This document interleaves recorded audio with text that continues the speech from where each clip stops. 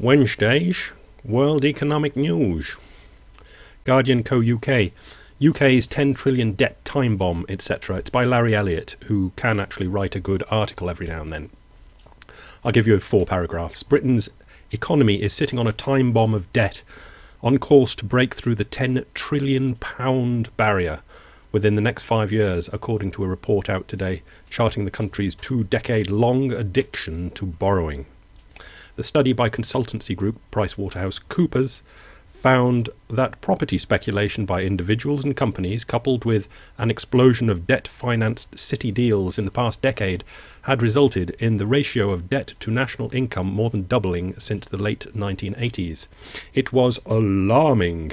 Levels of debt reached since the turn of the millennium would prove hard to service if there was even a modest increase in interest rates from the current emergency levels.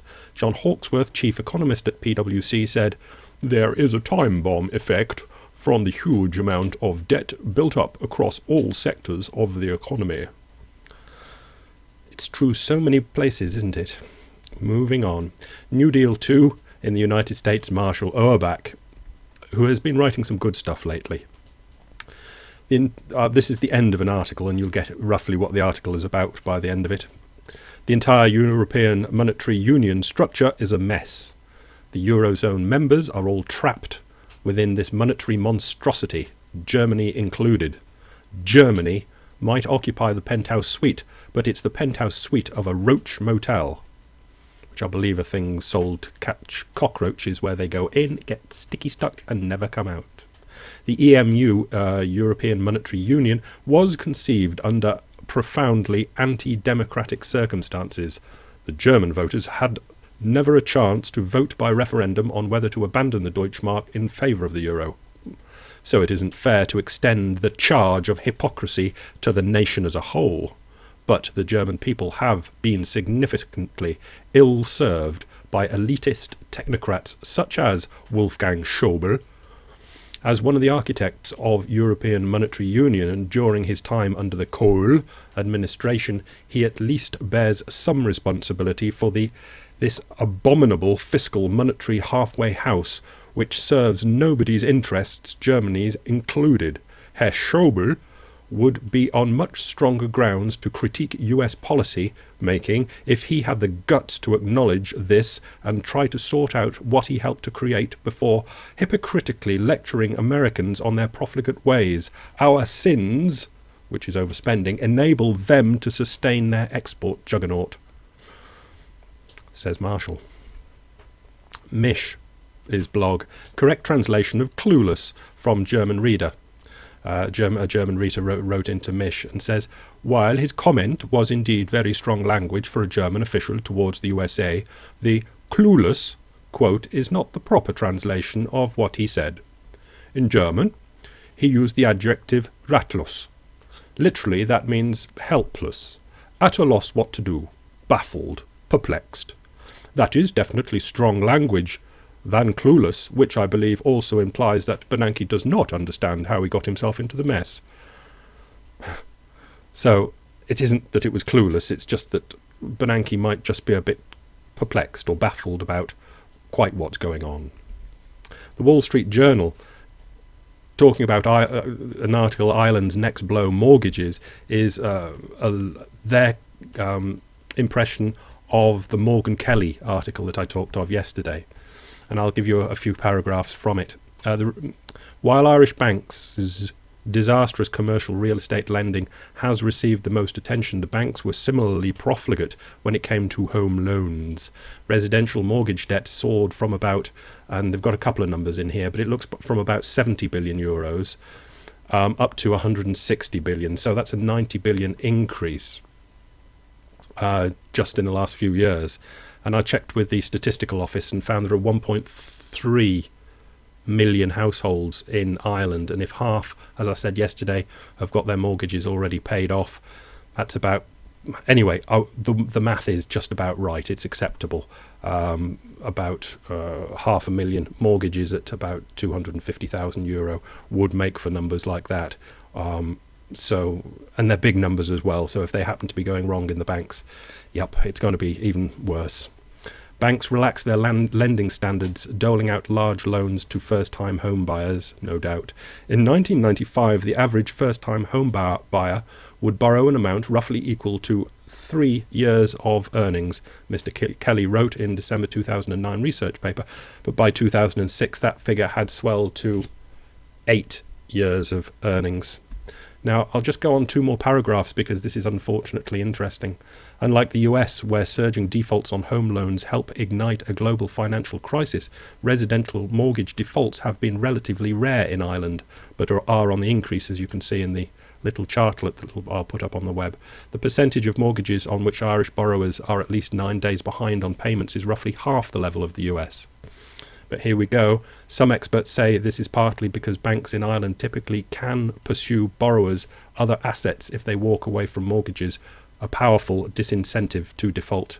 So their recourse loans in Ireland as well, like I said last week, they are in Spain. It's a very unfortunate trap to be in. Financial Times Alphaville, more bond buying please Mr. Trichet. And obviously it's a bit of a knock-on from the last article. And I'll grab from the middle also, and as we saw in the case of Greece, the selling pressure remained very significant even after the EC-IMF facility was approved. You remember the bailout. We look for the ECB to be forced into intervening more aggressively in coming weeks because they've started to have to buy European bonds again, and Tuesday's market action suggests the market is trying to test the ECB's resolve because the ECB doesn't want to buy them. They're trying to be dominant, the Germans there, and say 9. But we've got Reuters, Irish-German 10-year government bond yield spread mark new highs. Reuters, Spanish-German 10-year government bond yields spread widest since early July. Reuters, Italian-German 10-year government bond yields spread widest since mid-June. Reuters, Portuguese 10-year government bonds matching euro lifetime highs. And at the end of that article it says the market's SOVX, which is the sovereign currency market, Western Europe is now trading around 180 bips for the first time on record that it has reached this level. Over to you, Mr. Trichet. Trichet still running, being told not to buy them, but he's got no choice really. Okay, back to the United States and Business Insider, and one of those slideshow things, but it's 32-page one, so I can't do it all for you. But the link's obviously there, and on the website is this rather relatively funny cartoon on the opening page of it, and it's entitled "Here's a Jarring Guide to Wealth and Inequality in America," but the paper's just called Inequality by David Ruscio. So after the cartoon, the first page is the change in real family income by quintile. 1947 to 1979. Look at the chart, but basically it's keef same. Everybody was rising up quite nicely. 1947 to 79. The next one is 1979 to 2006, and you know what it's going to look like. It's got the quintiles and then the top 5, 10%, 5%, 1%, and it just goes like that. Basically, if you were rich, you got richer, and if you were poor, you didn't kick ahead much at all, and if you're in the middle, you went kicking up not nearly as much as the rich end did. But the whole thing of the inequality, it's worth reading. Obviously, if you happen to be a left-wing type of person, or somebody that just wants that sort of information to be painted in that direction, it's easy enough to do it, but not to the extent. You can't fudge it to the extent that it obviously looks in that sort of chart. But the whole thing's interesting enough to read if you're into that sort of thing. Same again, Business Insider, and another slideshow. This is an 18-page slideshow. I've just grabbed this one because it's the most colourful. I've used it 2 or 3 times before. It's from the New York Fed, and it's total balance by delinquency status, and it's 100%, and you've got the different colours of the different types of debt that's out there, and whether it's severely derogatory, 120 days late, 90 days late, etc., etc. And it's just a very interesting chart to stare at for a small while. I won't tell you the shape of it, but just to say it's starting to level out a bit at dangerously delinquent levels.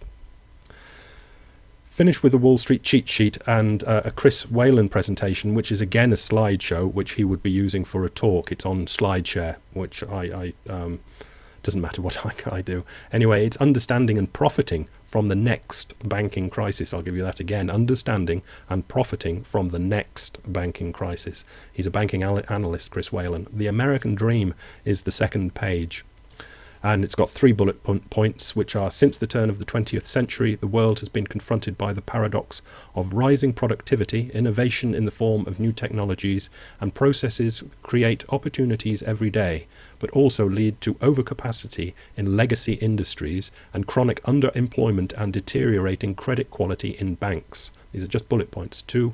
Post-World War II policy of allowing other nations to rebuild their economies via free access to American markets, we buy, they sell, created structural imbalances in the world, but particularly in the United States, focusing on how housing as a substitute for productive industries is the root of the current US malaise. Instead of building widgets, they've been building houses, which are all very nice, but you can have too many of them. And certainly when you bid up the prices too much on too many of them, it's a real problem. Last one: decline of American industry and accumulation of public and private debt has led to a banking system with excessive exposure to real estate and government debt and few alternatives for diversification of risk. There's plenty of money, but when you've got no sensible places to put it, no productive places to put it. So that's the end of that. I've got no real finish to it, so I'll just say, as I was just putting this presentation together, I had an idea. Now, for the years that I've been putting up these economic talks, all I see is problems, complex problems. But as on the website, I've got the main bullet point headlines, and bullet points, 3 of them: energy, money, and society. Obviously, the society is the group one, and the 2 drivers are the energy and money, which are the problematic things. I could not ever see any way through, any answer, because either energy gets in the way or money gets in the way of every single answer. I've never been able to see one single glimmer of an answer, but putting this together, I had the first thing that I think is a glimmer of an idea for something that's a productive way of thinking going forward for the entire world. Obviously it's not much because it's only coming from me, but it's basically, if you think of it this way, Saudi Arabia has its oil, and at the moment it's accepting dollars for the oil and then deals with the dollars as they go. But it's quite obvious that the money aspect of this is starting to wave about in the wind and become ephemeral, too smokish. And basically, I think what we're going to get to in the future is Saudi Arabia have got oil. The United States wants oil. So Saudi Arabia says to America, you want our oil. We've now got to decide what we want for it. That's how I think dealing is going to be going forward, with money becoming so nothingness. It's going to be, okay, what do you want for it? And if it happens to be jet planes or Caterpillar diggers, whatever it might be, it will be an exchange of real things as opposed to money. There will be a score being kept in something which might be called money, but I think we're going to go for more of, I have this, you have that, and between us we've got to work out, what do I want from the deal, what do you want from the deal. It'll be advanced barter, but otherwise I think we're in serious trouble because of the problem of energy and money. That's that anyway. World Economic News out.